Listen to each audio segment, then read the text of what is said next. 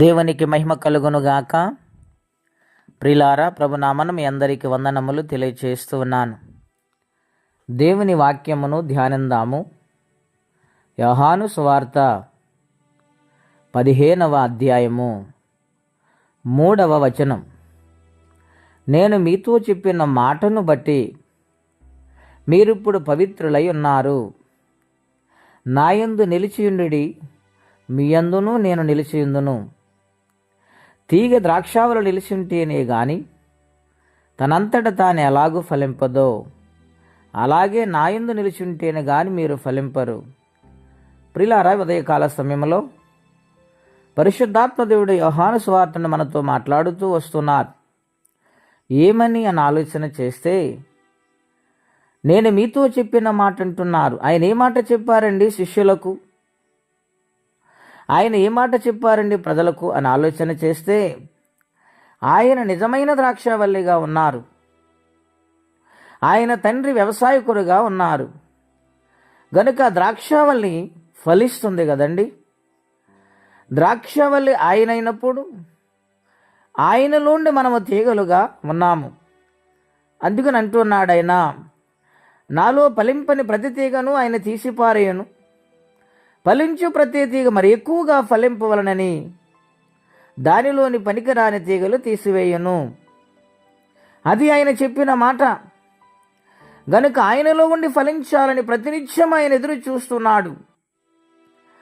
ఆయన మనల్ని ఆశీర్వదించాలని ఇష్టపడుతూ ఉన్నాడు.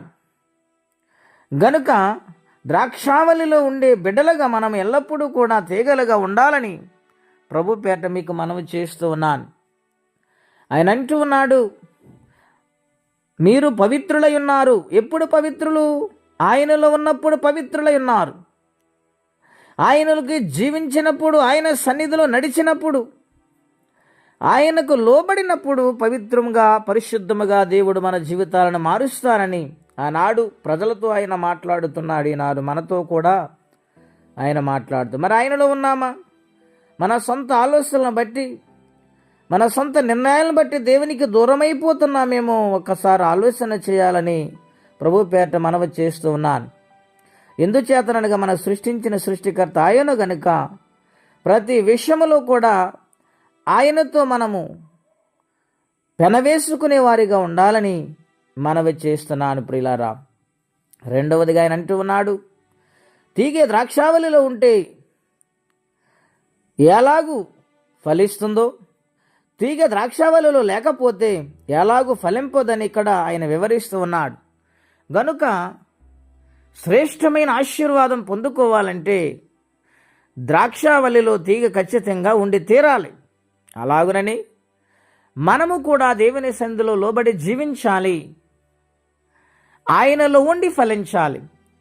ఆయనకు వేరేగా ఉండి ఆలోచించినా, ఆయనకు వేరేగా ఉండి ఏ కార్యము చేసినా మన జీవితంలో ఆశీర్వాదం ఉండదని దీనిని బట్టి మనం తెలుసుకోవాలి. ప్రియులారా, గనుక ఆయన సన్నిధిలో జీవించి లోబడి ఫలించి బిడ్డలుగా మారదాం.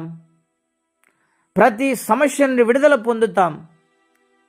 అలాగని ఎటువంటి పరిస్థితులైనా మారుస్తాడు. గనుక ఆయనే మనకు యజమానుడి ఏలులాగున లోబడి జీవిందా. మట్టి కృపా తీర్మానం పరిశుద్ధాత్మదేవుడు మనందరికీ దయచేయునుగాక. ప్రార్థన. పరిశుద్ధుడైన మా తండ్రి, ఘనమైన మీ నామం కొరకై వందనాలు.